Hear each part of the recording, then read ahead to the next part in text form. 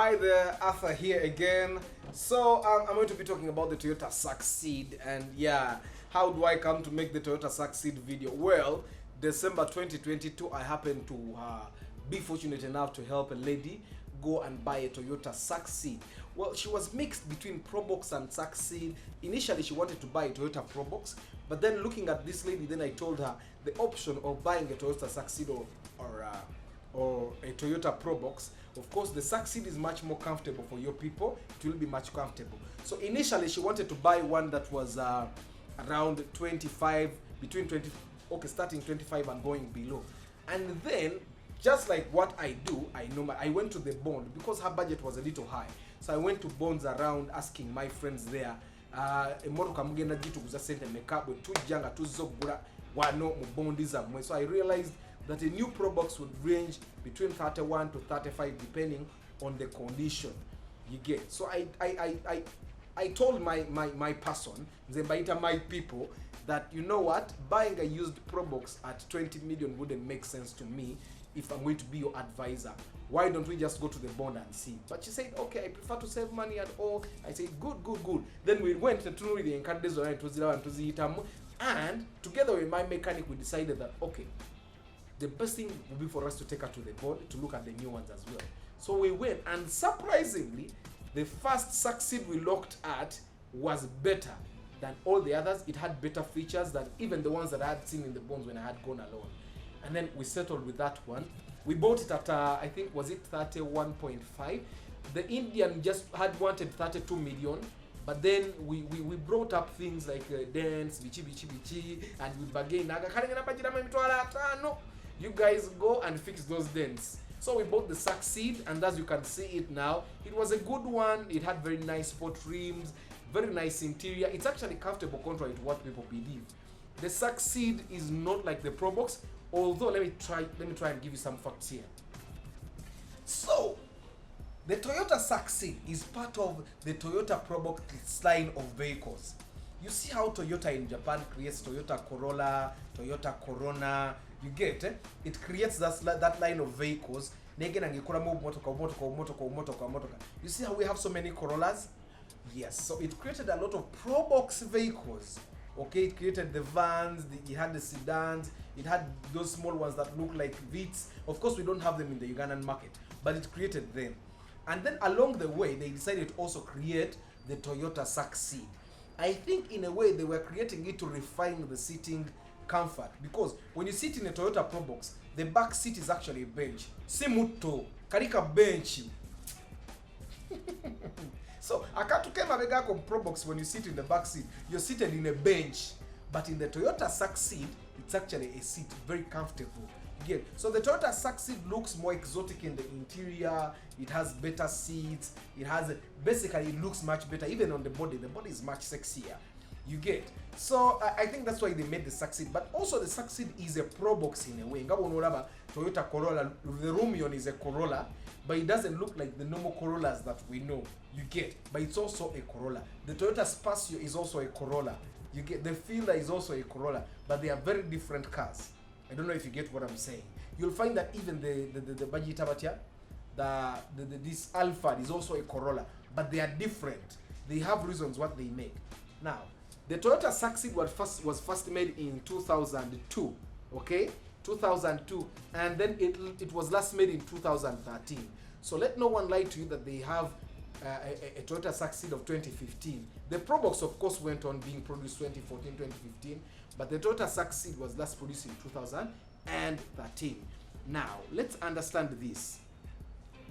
Toyota as a company, let's look at all automakers. There is no automaker that has ever created a car for the African market. There is no automaker that has ever created a car for the African market. All these automakers either make cars for the Asian market, the European market, or the American market. They target just these three markets. And along the way, we as Africans, the people that were colonized by Portugal, they import Portuguese used vehicles. We that were colonized by the British, we get cars from Japan that are British oriented because we drive on the right hand side. You get, but there is no automaker that created the car specific for the African market. That's why you see that because we can't even afford those cars in our price range. They were not made for us. That's why cars are actually even much more expensive.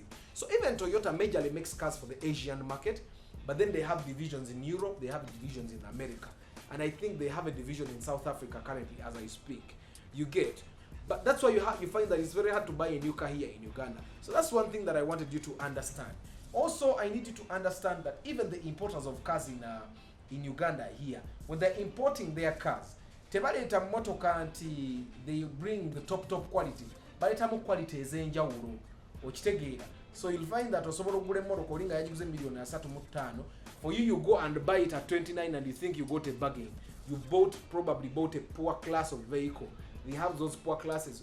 Probably it was an accident car or it was condemned, but even the importer here bought it cheaply, so they're selling it to you cheaply.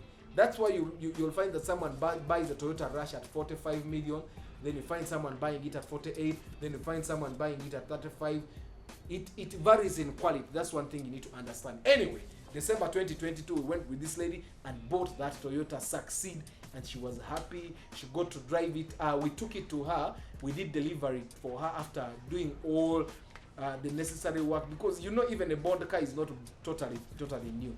So we did what we needed to do, like labeling of the parts that are stolen normally, and we took it to her on the 23rd. We made sure that she ate Christmas in her new car, and she was really happy. So don't forget, I do pre-purchase inspection, and it's not expensive. We make sure that you buy the right car at the right price in the right condition. Our pre-purchase inspection service costs you only 400,000 shillings, and it's worth it. Don't try to save 400,000 shillings and lose 6 million. Like there is this follower of mine. He recommended a friend to tell me to help them to select a car. So this guy calls me ngali machindiemu bond ngalabye ne mmoroka, and we reached the bond, and they were selling a car to this guy at 16 million, which should be at 9 million. My God. We reached this place and we checked, and he was ready to pay 16 million, but then we told him, you know what, let's look around a little more. And trust me, we looked around and found a RAV4 better than the RAV4 they were selling to him 16 million at 9 million. Yes, at 9 million. And just like that, this person was saving 7 million. So our pre-purchase inspection seem like they are very expensive, but they save you a lot of money. In motor cars on Nazona, I'll tell you that all the people that we have helped buy cars, they buy cars at what you can call wholesale price. So look no further when you want to buy your next car. I also sell tracking devices for your car. Have your car in your phone. Yes, you can watch my other video where I talk about the tracking devices. It's in the link in the description again. So don't worry when you're going to buy a car. Don't worry about making mistakes. Don't worry, where am I going to buy a car? Arthur is here for you. I come with a mechanic to make sure that even the mechanical condition is very good. I am there as a guardian angel. I'm your guardian angel in this car buying process, because for the love of cars. Thank you for watching. See you in the next video. Ciao.